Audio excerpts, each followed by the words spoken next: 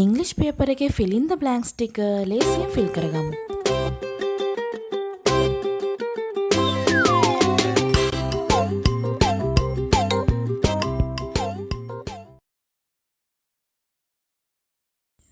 O level ඉංග්‍රීසි paper එකේ first paper එකේ second paper එකේ දෙකේම ගොඩක් වෙලාවට ඔයාලට ලැබෙන fill in the blanks questions. ඉතින් සමහර වෙලාවට ගොඩක් වෙලාවට test 1 එකේ ඔයාලට ලැබෙන්නේ pictures වගේක් දීලා ඒකට අදාළ ඒ විදිහට වචන ටිකක් දීලා ඒ ටික කොහොමද fill කරගන්නේ කියලා. ඉතින් ඒ වගේ දේවල් නම් ඔයාලට fill කරගන්න හරි ලේසියිනේ. ගොඩක් දේවල්ට වචනවල තේරුම් වල ඔයා දන්නවා නම් ඒ ටික fill කරගන්න ලේසි. නමුත් සමහර වෙලාවට දෙනවා write the correct form of the verb ඊට පස්සේ prepositions වලින් ප්‍රශ්න දෙනවා. මෙන්න මේ දේවල් fill කරගන්න නම් ඔයාට tenses දැනුම හොඳට තියෙන්න ඕනේ. ඒ වගේම තමයි prepositions, adjectives, adverbs මෙන්න මේ කියන දේවල් ගැන තියෙන අවබෝධය හරි වැදගත් වෙනවා මෙන්න මේ දේවල් හරියට කරගන්නකොට. ඉතින් මම ඔයාලට කියලා දෙනවා ලේසිම විදිහකට වචන ටිකක් අපි මතක තියාගන්න දේවල් කිහිපයක් තියෙනවා. ඒ ටික මතක තියාගෙන කොහොමද හරියටම මේ fill in the blanks ටික ගොඩ දාගන්නේ කියලා. අර ලේසියෙන්ම කරගන්න දේවල් ටික නෙමෙයි ඔයාලට අමාරු වෙන කොටස් ටික. දෙවෙනි ප්‍රශ්න පත්‍රේ නැත්නම් second paper එකේ අමාරුම questions ටික කරගන්නේ මෙන්න මේ විදිහට. ඉතින් අපිට අනිවාර්යයෙන්ම prepositions වලින් ප්‍රශ්නයක් තියෙනවා. prepositions කියලා කියන්නේ නිපාත පද. ඉතින් prepositions වලින් ආවොත් කොහොමද කරගන්නේ? ඊළඟට correct form of the verb. මෙන්න මේකේ verb formation වලින් ආවොත් කොහොමද අපි කරගන්නේ? අපි බලමු. මෙන්න මේ විදිහට ආවොත් කොහොමද අපි ඒවට නිවැරදිව පිළිතුර තෝරගන්නේ කියන එක ගැන අද මම මේ වීඩියෝ එකෙන් ඔයාලට කියලා දෙනවා. ඉතින් වීඩියෝ එක end වෙනකම් බලාගෙන ඉන්න. අපි මුලින්ම බලමු prepositions නිපාත පද. ඉතින් මේ නිපාත පද නම් ඔයාලට කටපාඩම්ව තියෙන්න ඕනේ. පොඩි කාලේ ඉඳලා අපි ඉගෙන ගන්න දේවල්. ඉතින් මෙතනදී තියෙනවා in එකයි on එකයි. in කියන එක ඔයා දන්නවා ගොඩක් වෙලාවට in කියන එක අපි තුල කියන තේරුම තමයි පාවිච්චි කරන්නේ. හැබැයි ඊට අමතරව අපි මාසයකට කලින්, වර්ෂයකට කලින්, දවසේ යම්කිසි කාලයකට නැත්නම් ඍතුවකට කලින් අපි in එක දානවා. ඉතින් ඔයාලට දීලා තියෙන හිස් තැනට පස්සේ තියෙන්නේ මේ කියන දේවල් නම් ඔයා දාන්න ඕනේ හිස් තැනට මෙන්න මේ in කියන preposition එක. ඊළඟට on කියන එකේදී සතිය දවසක් නම් මෙන්න මේ වගේ on Sunday, on May 1st, on Christmas මෙන්න මේ වගේ යෙදලා තියෙන තැන්වල හිස් තැනට on එක එන විදිහට අපි දැනගන්න ඕනේ fill කරගන්න. ඉතින් on the weekend, on the wall, on the left side, on leave TV එකේ දෙයක් යම් කිසි රේඩියෝ එකක් වගේ ගැන කියනවනම් on TV, on the radio, on the phone, on the way, on fire මෙන්න මේ දේවල් මතක තියාගන්න. මේ තැන්වලදී on එක යෙදෙනවා කියන එක අනිවාර්යයෙන්ම මතක තියාගන්න ඕනේ. දැන් in එකෙත් එහෙමයි. මම කිව්වා in April in 2025 වර්ෂයක්, දවසේ යම් කිසි කාලයක්, ඍතුවක් in winter, in the future, in London, in love, in the book ඔන්න ඔය විදිහට in එක යෙදෙන අවස්ථා ටික සහ on එක යෙදෙන අවස්ථා ටික අපි අනිවාර්යයෙන්ම මතක තියාගන්න ඕනේ. ඊළඟට එනවා at එකට. at එක සාමාන්‍යයෙන් යෙදෙන්නේ එක්ක ස්ථානයක් ගැන කියන්නේ නැත්නම් වෙලාවක් ගැන කියන්නේ. ඉතින් at home, at 9 am, at the table, at noon, at night, at the weekend, at the cinema මේ විතරක් නෙමෙයි සව වෙලාවකට අපි good at එක good at ඊට පස්සේ look at මෙන්න මේ වගේ අවස්ථාවලත් යෙදෙනවා. දැන් good යම් කිසි දෙයකට දක්ෂයි නම් අපි good at කියනවා. යම් කිසි දෙයක් දිහා බලනවා නම් look at. අන්න ඒ විදිහට යෙදෙන අවස්ථාවලුත් තියෙනවා. ඉතින් මේ at එක විශේෂයෙන්ම යෙදෙන ස්ථානයක් නම් වෙලාවක් නම්. ඉතින් since කියලා කියන්නේ සිට කියන තේරුම since 2005 යම් කිසි කාලයක සිට අන්න එහෙම කියන්න අපි since එක පාවිච්චි කරනවා. ඉතින් for එක පාවිච්චි කරන්න අපි සඳහා ගැන for එකේ තේරුම් ගොඩක් තියෙනවා. ඉතින් for 3 years අවුරුදු 3ක පමණ සිට අන්න ඔය වගේ ගන්න අදහසක් තමයි එන්නේ for එකේ. ඊට පස්සේ during කියලා කියන්නේ අතරතුර, before කියන්නේ කලින්, after පසුව, from කියලා කියනවා ගෙන් කියන්නේ, until till කියනවා තුරු තෙක් යම් කිසි දෙයක් වෙන තුරු, යම් කිසි කාලයක් වෙන තෙක් ඔන්න ඔය වගේ තේරුමක් ගන්න පුළුවන්. ඊට පස්සේ by කියන එකේ තේරුම මගින්, වෙතින්, බැගින්, පමණින්, ළඟින් ඔන්න ඔය තේරුම තමයි තියෙන්නේ. ඉතින් by 12 o'clock, by next week, by the door අන්න ඔය වගේ අවස්ථාවන් වල by කියන එක යෙදෙනවා. ඒ වගේම තමයි over කියන්නේ ඉහළින් කියන එක. over the bridge, over 100 years ඔන්න ඔය විදිහට. තව ටිකක් තියෙනවා අපිට prepositions වගේක්. below කියන්නේ පහළ, across කියන්නේ හරහා, through කියන්නේ අතරින්, ඊට පස්සේ towards කියන්නේ ඉදිරියට, about කියන්නේ ගැන, backwards කියන්නේ පසුපසට. ඉතින් මේ prepositions වල තේරුම ඔයා අනිවාර්යයෙන්ම දැනගෙන ඉන්න ඕනේ. එතකොට තමයි ඔයාට fill in the blanks වලදී හරියට fill කරගන්න ලැබෙන්නේ. මේ වගේ තේරුම දන්නේ නැතුව හිටියොත් අනිවාර්යයෙන්ම අමාරු වෙනවා උත්තර ටික දාගන්න. ඒ නිසා මේ දේවල් මේ වචනවල තේරුම් ඔයාට කටපාඩමේ තියෙන්න ඕනේ. ඒ නිසා මේ දේවල් කටපාඩමින් තියාගෙන exam එකට යන්න. ඊට පස්සේ අපි තවත් prepositions වගේක් කතා කරනවා beyond. beyond කියලා කියන්නේ ඈත, එපිට, ඔබ්බට, එහා පිටත කියන තේරුම තමයි beyond කියන එකේ තියෙන්නේ. ඒ වගේම beside, අසල, along, දිගේ, ඔස්සේ, between, අතරමැද, upon, වෙත, උඩ, මතු පිට කියන තේරුම තියෙනවා. ඒ වගේම among කියන්නේ අතර. according කියලා කියන්නේ යම්කිසි දෙයකට අනුව. according to the bar graph කියලා අපි ගන්නවානේ. bar graph ලියයිද? එතකොට bar graph එකට අනුව. හරි. ඊළඟට අපි යනවා O level exam එකේ. ගිය පාර O level exam එකේ ඔයාලට දීලා තිබ්බ prepositions වලින් දීලා තිබ්බ question එකට. Fill in the blanks in the following text with the words given in the box. The first one is done for you. අපිට දීලා තියෙනවා prepositions of, at, up, by, to, for කියන prepositions ටික අපිට දීලා තියෙනවා. අපි බලමු කොහොමද මේ ටික fill කරගන්නේ කියලා. A young man was driving to work. Suddenly he was surrounded. එක තරුණ මිනිහෙක් එයාගේ වැඩට යන ගමන් ඉන්නවා. ඉතින් එකපාරටම surrounded වට කරගන්නවා. හිස්තනක් තියෙනවා. flashing lights and 4 police cars. එයාව වට කරගන්නවා මොකක් මගින්ද? by flashing lights and 4 police cars. One officer told him to get out of the car. එක officer කෙනෙක් කියනවා කාර් එකෙන් බහින්න කියලා. The young man followed his orders not knowing why that was happening. මෙතනදී අපිට ගන්න වෙන්නේ he ended up in handcuffs in the back of the police car. A witness claimed she had seen him. His තැනක් තියෙනවා a murder scene යම්කිසි අවස්ථාවක්. ඒ දෙයක් වෙච්ච තැනක්. ඉතින් ඒ වෙලාවේ ස්ථානයක් ගැන කියන නිසා අපි at කියන එක use කරනවා. At a murder scene. But what if this man isn't guilty of? Guilty කියන වචනයත් එක්ක අනිවාර්යයෙන්ම අපිට of කියන එක පාවිච්චි කරන්න පුළුවන්. Guilty of murder. What if he is completely innocent? Perhaps he was in the wrong place at the wrong time. එයා වැරදි වෙලාවේ වැරදි තැන හිටියලු and he has a similar body build or hair color to that of the actual murder. එතන අපිට to කියන එක ගන්න වෙනවා. Now imagine your brother, your best friend, or even yourself in this man's position. How difficult it would be මේ සඳහා for you ඔයාට මේ විදිහට වුණොත් and your family to experience this. However, the police have no option other than arresting a suspect. ඉතින් මේ වගේ මේ කතන්දරයක් තමයි දීලා තියෙන්නේ යම්කිසි වෙච්ච සිද්ධියක් ගැන. ඉතින් අපි මේ සිද්ධිය තේරුම් ගන්නත් ඕනේ. මේ සිදුවීම තේරුම් ගන්න නැතුව හරියට ප්‍රිපොසිෂන් එක අපිට යූස් කරගන්න බෑ. ඒ නිසා මේ කතාව සම්පූර්ණයෙන් කියවලා මේක තේරුම් අරගෙන හරියට නිවැරදි පිළිතුරු ටික දාගන්න ඕනේ. මම දීලා තියෙන ඔයාලට ගිය අවුරුද්දේ ඕලවල් පේපර් එකේ 2023 ඕලවල් පේපර් එකේ දීපු ප්‍රිපොසිෂන්ස් ක්වෙස්චන් එක. ඉතින් ඔයාලට මම මේ පේපර් එක වෙනම ඩිස්කස් කරලා තියෙනවා. ඒ නිසා මම මෙතනදී මේක වැඩිදුර පැහැදිලි කරන්න යන්නේ නැහැ. මම පේපර් එකේ ඒක අනිවාර්යයෙන්ම සම්පූර්ණ පේපර් එකම පැහැදිලි කරලා තියෙනවා ඔයාලට 2023 ඉංග්‍රීසි පේපර් එක. ඒ නිසා ඒකත් බලන්න channel එකේ දාලා තියෙනවා ඒ වීඩියෝ එකත්. ඒ නිසා පේපර් ඩිස්කෂන් එක අනිවාර්යයෙන්ම බලන්න. එතකොට ඔයාලට ලොකු අවබෝධයක් මේ ගැන ගන්න පුළුවන්. prepositions මම ඔයාලට මේ සඳහන් කරපු දේවල් වලට අමතරව තවත් prepositions තියෙනවා. නමුත් මම මෙතනදී ඔයාලට ඉස්සෙල්ලා සාකච්ඡා කරේ අනිවාර්යයෙන්ම එන්නම පුළුවන් prepositions ටික. එතකොට මේ දේවල් ගොඩක් වෙලාවට ඕලල් පේපර් එකේ අනිවාර්යයෙන්ම එනවා.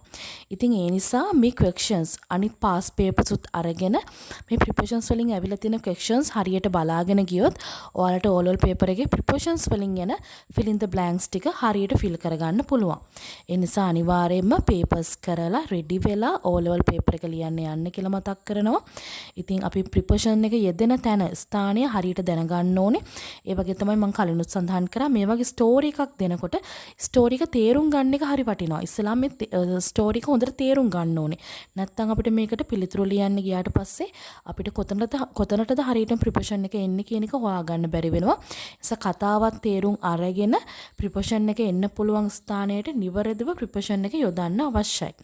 එහෙම නැති වුණොත් එහෙම පිළිතුර වර්ධිනවා සහ ලකුණු ලබා ගැනීමේ හැකියාවක් නැති වෙනවා. ඒ නිසා අනිවාර්යයෙන්ම prepositions පිළිබඳව පැහැදිලි අවබෝධයක් තියාගෙන යන්න ඕනේ විභාගෙට. ඒ නිසා අනිවාර්යයෙන්ම මම දීපු ප්‍රිපොෂන්ස් ටික හොඳට බලාගෙන ඒ දේවල් එන අවස්ථාවන් හොඳින් තේරුම් අරගෙන ගිහිල්ලා එක්සෑම් එක හොඳට කරන්න. හරි අපි ප්‍රිපොෂන්ස් වලින් පස්සේ ඊළඟට එනවා the correct form of the verb කියන කොටසට. verb එක සුදුසු ආකාරයෙන් යෙදීම. ඉතින් ක්‍රියාපදයේ සුදුසු ආකාරයෙන් යොදාන එක තමයි ඔයාලා ගොඩක් වෙලාවට වරද්ද ගන්නෙ. ඉතින් එන්න ඒක කතා කරන්න ඕනේ. මේක පිළිබඳව අවබෝධයක් ගන්න නම් ඔයාලට අනිවාර්යයෙන්ම tenses පිළිබඳව අවබෝධය තියෙන්න ඕනේ. active voice, passive voice, regular verbs, irregular verbs මෙන්න මේ දේවල් පිළිබඳව අවබෝධය තියෙන එක හරි වටිනවා. ඉතින් මෙතන බලන්න මම regular verbs, irregular verbs ඔයාලට ඉක්මනින් පැහැදිලි කරලා දෙන්නම්. regular verbs කියලා කියන්නේ සාමාන්‍යයෙන් ed ඇවිල්ලා past එකට past participle වලට අපිට change කරගන්න පුළුවන් verbs. දැන් මෙතන බලන්න add, added, added. එතකොට past වෙද්දි past participle වෙද්දි ed විතරක් එකතු වෙලා තියෙනවා. සමහරවිට d එක විතරක් එකතු වෙනවා. ඉතින් ඒක ලේසියෙන් අපිට past එකට past participle එකට දාගන්න පුළුවන්. ඒත් irregular verbs එහෙම නෙමෙයි. irregular verbs කියලා කියන්නේ එහෙම රටාවකට වෙනස් වෙන verbs නෙමෙයි. දැන් මෙතන බලන්න swim, swam, swam. බලන්න තනිකරම වචන තුනක්. ඉතින් මේක තනිකර වෙනසක් තියෙනවා. past එකයි past participle එක base form එක අනිවාර්යයෙන්ම වෙනස්. teach, taught, taught. ඒකේ base form එක වෙනස්. නමුත් past එකයි past participle එකයි එක වගේ. ඉතින් මම මෙතනදී මේ හැමදේම පැහැදිලි කරන්න යන්නේ නැහැ. ඔයා දැනගන්න ඕනේ regular verbs past එකටයි past participle එකටයි දාගන්න හරි ලේසි. නමුත් irregular verbs වල change එකක් තියෙනවා. ඉතින් මේ verbs ඔයාට කටපාඩම් වෙන්න ඕනේ. නැත්නම් exam එකේදී ඔයාට දුන්නාට පස්සේ මේක change කරගන්න ඔයාට ලියා ගන්න අමාරු වෙනවා. ඒ නිසා අනිවාර්යයෙන්ම මේ regular verbs and irregular verbs ගැන ඔයාට අවබෝධය තිබීම අනිවාර්යයෙන්ම වැදගත්. මොකද ක්‍රියාපදයේ යෙදෙන ආකාර ටික ඔයා දැනගෙන ඉන්න ඕනේ. ක්‍රියාපදයේ වෙනස් වෙන විදිය past එකෙන් දාන්න නම් මෙන්න මේකයි past verb එක. past participle වෙනවා නම් මෙන්න මේකයි. මෙහෙමයි change වෙන්නේ කියන එක ඔයාගේ ඔළුවේ තියෙන්න ඕනේ. so regular verbs, irregular verbs අනිවාර්යයෙන්ම මතක තියාගෙන යන්න.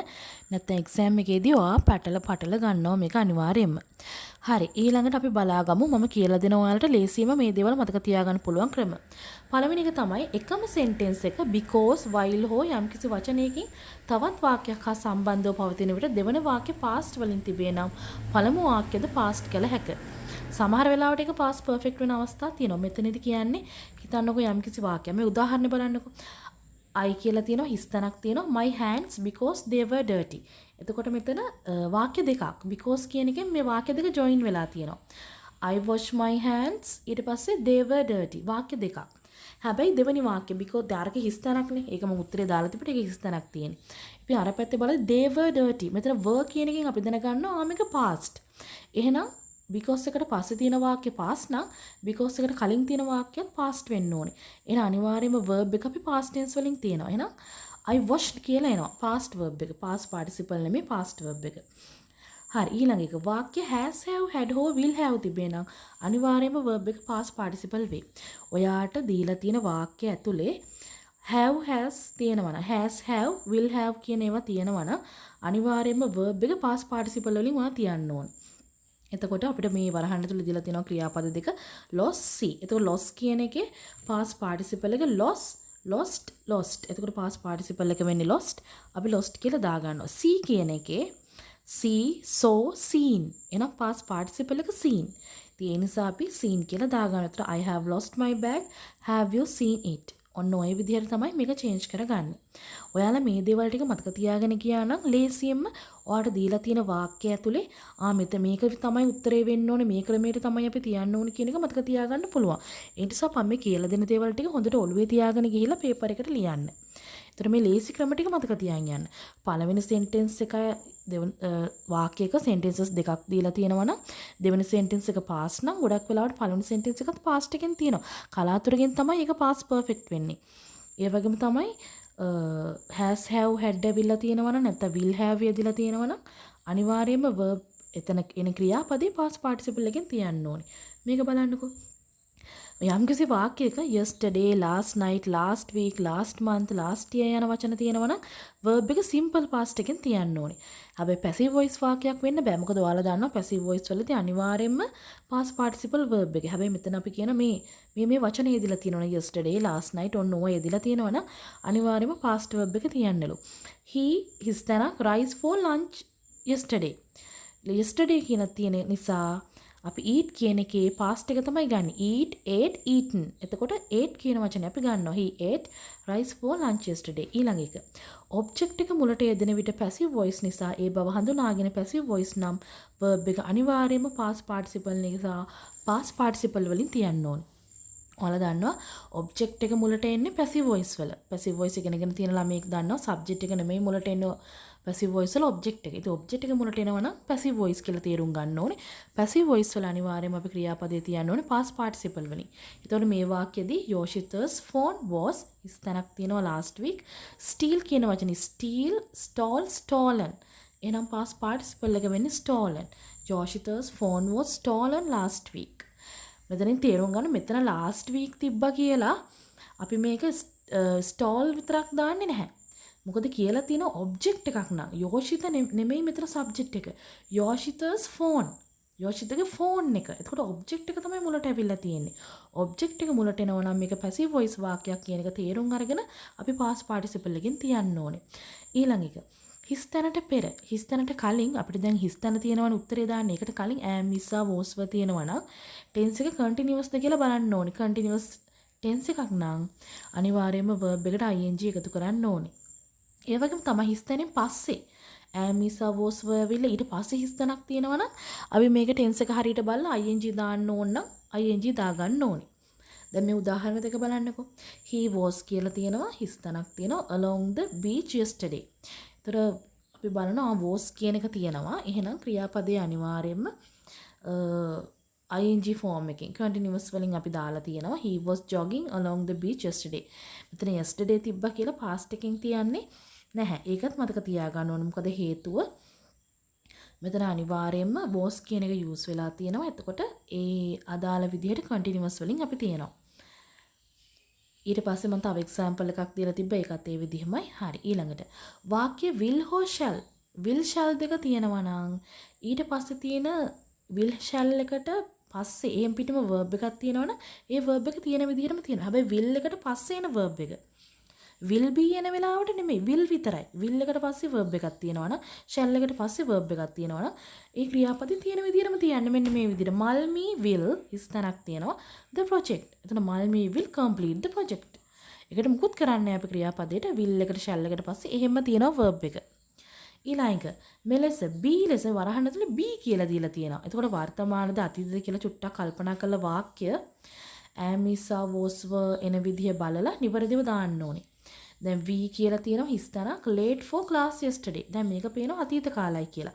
ඒ නිසා am is was were වලින් මෙතනට ගැලපෙන්නේ were එක. ඒ නිසා we were late for class yesterday කියලා අපි use කරනවා. ඊට it කියලා තියෙනවා හිස්තන දෙනවා very cold today. ඒතර be verb එකක්නේ. ඒතර අද එහෙනම් is තමයි හරියටම ගැලපෙන්නේ. මේ ටිකත් පාඩම් කරන් යන්න ඕනේ. because of කියන්නේ එම නිසා කියන එක. සාමාන්‍යයෙන් මේක යෙදෙන්නේ වාක්‍යයේ බොහෝ විට because වලට පසුව verb එකක් යෙදෙනවා. ගොඩක් වෙලාවට මේ because එකට පස්සේ verb එකක් එන්න ඕනේ. මතක තියාගන්න. මේ due to කියන්නේත් එම නිසා. හැබැයි due to කියන එකට පස්සේ එන්න ඕනේ noun එකක්. ඒක ඔළුවේ තියන් යන්න. due to කියන එක තිබ්බම ඊළඟට එන්න ඕනේ නාමපදයක්. ගොඩක් වෙලාවට අර අපිට දෙනවනේ වචන ටිකක් උඩ දීලා මේ හිස්තැන් පුරවන්නෙද්දි මතක තියන්න මේ due to කියන එක ආවනම් ඊට පස්සේ උත්තරේ එන්න ඕනේ නාමපදයක්. ඔයා අර උත්තර ටිකෙන් නාමපදේ හොල සෙට් කරගන්න ඕනේ එතනට. හරි. මේ වචන ටිකත් මතක තියන් යන්න. whenever කියන්නේ ඕනෑම අවස්ථාවක. wherever කියන්නේ ඕනෑම තැනක. however කියන්නේ කොහොම වුණත් කියන එක. even though කියලා කියන්නේ එහෙම වුණත්, although කියලා කියන්නේ එහෙම ඒකත් එහෙම වුණත්ම තමයි. despite කියලා කියන එහෙම තිබියදී rather than කියලා කියන අනෙක් අතට සමහර ඊට වඩා කියන්නත් අපි පාවිච්චි කරනවා. furthermore කියලා කියන්නේ තවදුරටත් කියන එක. ඉතින් මෙන්න මේ වචන දැනගෙන යන්න ඕනේ. නැත්නම් ඔයාට අර ඡේදයක් එහෙම දුන්නාට පස්සේ හරියට කියව ගන්න ඒක තේරුම හරියට වටහා ගන්න බැරුව වෙනවා මේ වචන දන්නේ නැති හින්දා. ඊට පස්සේ මෙතන තියලා තිනවා ගිය අවුරුද්දේ ඔයාලගේ oral paper එකට ගිය අවුරුද්දේ දීලා තිබිච්ච oral paper එකට දීලා තිබෙ question එක. read Ganesh Ramalingam's letter to Sarala and fill in the blanks with the correct form of the verb given within brackets.